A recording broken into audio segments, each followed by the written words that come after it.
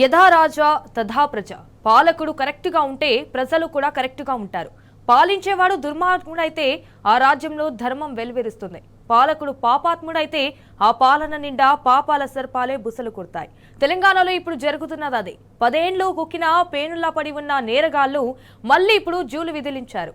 CM సీటులో ఉన్నోడు మనోడే అనుకున్నారేమో గానీ జంకు గొంకు లేకుండా నిర్భీతిగా నేరాలకు పాల్పడుతున్నారు.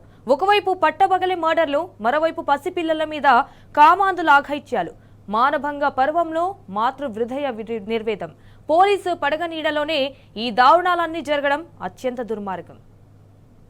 ఈ దుర్యోధన దుశ్శాసన దుర్వినీత లోకంలో మానభంగ పర్వంలో మాతృ హృదయ నిర్వేదం.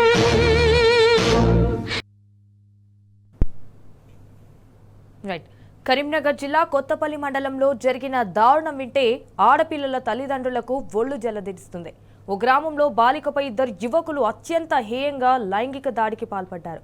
పైగా అఘాయిత్యాన్ని సెల్ ఫోన్లో చిత్రీకరించి సోషల్ మీడియాలో పోస్ట్ చేశారు. ఆ 2 దుర్మార్గులతో ఫ్రెండ్లీగా మాట్లాడటమే ఆ బాలిక చేసిన నేరం. స్నేహాన్ని అదునుగా తీసుకున్న కామాంధులు ఆమెకు మత్తు మందులు అలవాటు చేశారు. నిర్మానుష్యమైన ప్రదేశానికి తీసుకెళ్లి ఒకరి తర్వాత ఒకరు లైంగిక దాడికి కూడా పాల్పడ్డారు. ఆ దుశ్వాసన పర్వాన్ని వీడియో తీసి వాట్సాప్ గ్రూపుల్లో పోస్ట్ చేశారు. వీడియోలు వైరల్ కావడంతో విషయం బాలిక తల్లిదండ్రుల వరకు వెళ్ళింది. నిందితులు విశ్వతేజ్, సన్నిపై బాధితురాలి తల్లిదండ్రులు కొత్తపల్లి పోలీసులకు కూడా ఫిర్యాదు చేశారు. 2 యువకులపై ఫోక్సో కేసు కూడా నమోదైంది. అయితే అరెస్టు చేసి రిమాండ్కు తరలించారు. మత్తు పదార్థాలకు బానిసలవుతున్న యువకులు బాలికలను లోబర్చుకొని వారికి కూడా డ్రగ్స్ అలవాటు చేయడం ఆందోళన కలిగించే విషయం. పల్లెళ్లకు పాకిన మాదక ద్రవ్యాల విష సంస్కృతి సర్వత్రా ఆందోళనకరం. పాలమిడగడ లాంటి పల్లెళ్లకు మత్తు పదార్థాలు అంటించిందెవరో పోలీసులు చెప్పాలి.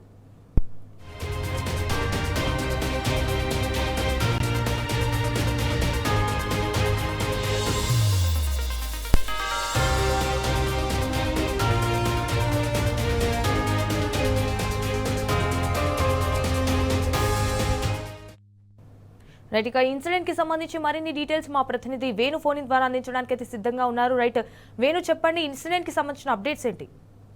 సంజన, ఇది అంటే ఆలస్యంగా వెలుగులోకి వచ్చిందని చెప్పొచ్చు. అంటే ఇది కొత్తపల్లి మండలంలో దారుణం చోటు చేసుకుంది. అంటే ముఖ్యంగా అంటే బాలికపై 2 యువకులు లైంగిక దాడి చేయడమే కాక దాన్ని సెల్ ఫోన్ లో కూడా వీడియో తీసి వాట్సాప్ లో వైరల్ చేసిన నేపథ్యం. ఈ నేపథ్యంలోనే ఇదంతా కూడా వైరల్ అయినటువంటి పరిస్థితి కనిపిస్తుంది. ఇది కొత్తపల్లి మండలంలో జరిగినటువంటి పరిస్థితి. అంటే వీరు 2 యువకులు కొంత అంటే బానిసలుగా ఉండి మత్తు పదార్థాలకు బానిసలతో పాటు ఒక అమ్మాయిని కూడా దీనికి మత్తు పదార్థాలకు లోబర్చుకొని ఈ విధంగా ఆ అమ్మాయితో అంటే కొంతకాలంగా ఫ్రెండ్షిప్ చేస్తూనే ఆ అమ్మాయితో లైంగిక దాడి చేసినట్టు తెలుస్తుంది. లైంగిక దాడి చేయడమే కాకుండా ఒకరిపై ఒకరు లైంగిక దాడి చేసినప్పుడు దాన్ని వీడియో తీసి సోషల్ మీడియాలో పెట్టినటువంటి నేపథ్యం. దీంతో దానికి సంబంధించినటువంటి అమ్మాయికి సంబంధించిన తల్లిదండ్రులు ఈ వైరల్ వీడియో తర్వాత తెలుసుకొని పోలీస్ స్టేషన్ లో కంప్లైంట్ ఇచ్చినట్టుగా తెలుస్తుంది. ఈ నేపథ్యంలో పోలీసులు వారిని అదుపులోకి తీసుకున్నారు. తీసుకోవడమే కాదు, వారిద్దరిపై కూడా పోక్సో కేసు కూడా నమోదు చేశారు.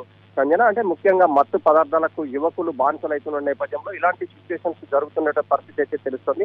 అంటే ఇలాంటి సంఘటనలు జరగడం అంటే యువకులు మత్తు పదార్థాలకు బానిసలు అవ్వడం అనేది అంటే చాలా చోట్ల కూడా జరుగుతున్నట్టు దీన్ని ఎంత అరికట్టినా కానీ యువకులు ఏదో విధంగా ఏదో రూపేణా దీనికి బానిస అవుతున్నటువంటి నేపథ్యం అయితే స్పష్టంగా కనిపిస్తుంది. ఈ నేపథ్యంలోనే ఇలాంటి సంఘటనలు జరుగుతున్నటువంటి పరిస్థితి. అంటే ఇలాంటి సంఘటన జరగకుండా ఉండాలంటే ఈ మత్తు పదార్థాలను నిషేధించడమే కాకుండా దీనికి సంబంధించినటువంటి కౌన్సిలింగ్ కానీ ప్రతి చోట కానీ ఇవన్నీ మీద ఏదో ఒక కార్యక్రమం చేసి గ్రామీణ పట్టణ ప్రాంతాల్లో చేస్తే కానీ దీన్ని అరికట్టే అవసరం ఉంటుంది. లేకుంటే మాత్రం ఇలాంటి అంటే చిన్న వాళ్ళు మైనర్ బాలికలే కావచ్చు, ఇంకా ఎవరైనా కావచ్చు, అంటే ఈ మత్తు పదార్థాలు సేవించినప్పుడు వారికి ఏం చేస్తున్నామో తెలియని పరిస్థితి ఉంది. ఇది సమాజాన్ని ఒక పట్టి పీడిస్తున్నట్టుగా కూడా భావించవచ్చు. కనుక ఇప్పటికైనా ఇలాంటి వాటి మీద ప్రభుత్వం నియంత్రణ చేపట్టాల్సిన అవసరం ఎంతైందో చెప్పాలి.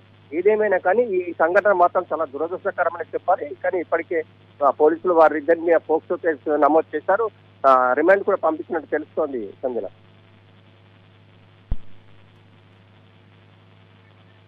All right, thank you for the updates.